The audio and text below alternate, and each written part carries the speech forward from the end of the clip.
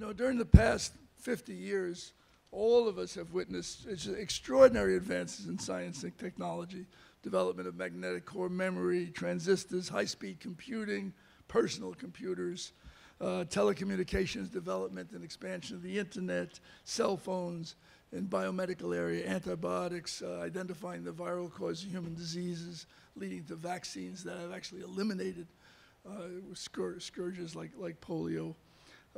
The emergence of genetic engineering and the biotechnology revolution, many new forms of diagnostics and therapies, landing and returning in the moon, sending satellites past the rings of Jupiter, which contributed to the climate science that allowed the scientists to recognize what's happening at the scientific level. All of that, those advances were the products of the very large public investments, our income tax dollars, voted by congressional committees and invested through the National Institutes of Health, National Science Foundation, National Oceanic and Atmospheric Administration, and many investments in higher education. In my work with graduate students, I'm often struck that they think this was always there. You always got paid to go to graduate school. There was always grants available to pay for research technicians and equipment. And they don't realize that all those programs were the outcome of social struggles like the civil rights struggles, like women's rights struggles. And many people don't know that because they weren't very dramatic. But in fact, prior to World War II, very few Americans got to college at all. And if you look at how many were learning chemistry or math or physics, extremely small numbers. Too few even to produce high school teachers who could teach those disciplines. Then World War II broke out, and World War II generated technological crisis, high proximity fuses, need for high altitude maneuvering, radar, et cetera. But there was a serious shortage of technical personnel. And the government under Roosevelt came up with a brilliant solution. They organized the Office of Scientific Research and Development, resisting the charge that they were Reds and socialists. And the OSRD identified all around the United States those small number of people at scientific and engineering training, got them draft departments, got them a ticket. MIT has the status it has now because the radar project was located here. Scientists from all over the country were brought to MIT and funded to do that work. When the war ended, they stayed here. Then there were a number of kind of knockdown, drag-out battles. The biomedical research had been very successful, discovery of penicillin and a large-scale manufacture. The National Institutes of Health was established to distribute research money throughout the country. National Science Foundation to distribute research funds for scientists around the country. And the GI Bill, which allowed 2.2 million GIs to go back to college and paid faculty salaries and rents and allowed the college and university system to expand. Second shock, which many of you remember, was Sputnik in 1957.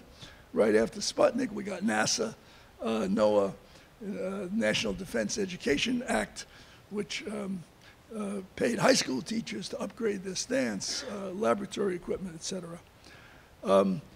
I won't go into it. It's the budget, national budget for kind of basic science now around $33 billion, which is only 3% of the total congressional budget. But it supports graduate students and in universities all across the country, right? Up there around 100,000. This is in all different areas. Most people still think that if you're a graduate student in biochemistry, you pay MIT. No, your tax dollars pay MIT. Graduate students get paid, they get a stipend, they get tuition. But that money is the foundation of this extraordinary creative scientific infrastructure. Now, there's the 2015 congressional budget, 55% to the military, science, 31 billion, 3%. when I show this slide, most people don't believe it. They feel, well, I'm an educated person. If it was really true that 55% of my tax dollars went to the military, I'd know that. No, they don't know that. No agency of the government writes back to you about how your taxes were spent, right? You ask people on Essex Street in my neighborhood, how much of your taxes went to the military? Oh, 10%, 15%, 20%. We think if people knew how big that number was, right, that they would have a very different attitude. Now, the situation, as you know, as you've all read the papers this morning, Trump's going to make it worse, right, much worse. He's going to cut all of these programs like the NIH, like EPA, to finance $54 billion more on the military side. It's a direct transfer of wealth from the majority who are paying taxes to a small number of corporations who will get these contracts. We heard about that this morning. The most profitable sector of U.S. industry, monopoly, because you can't offshore it to China, cost plus by congressional mandate, and it can't be audited, right, because of national security. So if you're building submarines, you are guaranteed juicy profits, enormous sums of money. All you have to read is the press releases that the corporations release to kind of Wall Street when they get these contracts. Now, by the way, they were very clear. Look at the second quote. That's from Mulvaney, the director of the budget, in talking to Republican governors who were not happy with some of the domestic cuts. By way of defending such extensive cuts, Mr. Mulvaney said simply that the White House's priority was military spending. Other reductions were necessary to advance that goal. It's clear, right? They're going to cut the National Institutes of Health. We've got millions of people suffering from Alzheimer's. We're at the point where we can find cures. No, forget it. We're going to build more submarines and more missiles. Now, 2 weeks ago was the March on Science. It was thrilling. It was the first time in my life, and I've been at MIT for 45 years, it was the first time I had ever seen graduate students and postdocs in large numbers out marching with their wonderful science, right? Now, they were marching. They believe in science. They also knew that what that cuts mean is that they were going to be laid off, right? That they were going to be off because that's what that money pays for. It pays for salary for people. Right? It doesn't pay. Equipment is expensive, but not that much. And there were 20,000 people at the Common. But the leadership was, I would say, limited. There was no scientific analysis of what forces are leading to this to cutting the scientific budget. In fact, no speaker was allowed to mention Trump or the administration, right? So those graduate students they want to fight for the NIH budget, but they need to know that the NIH budget is being cut in order to build nuclear submarines, right? If they knew that, I think their attitude toward the nuclear submarines might develop in more critical ways. So that's true across the board.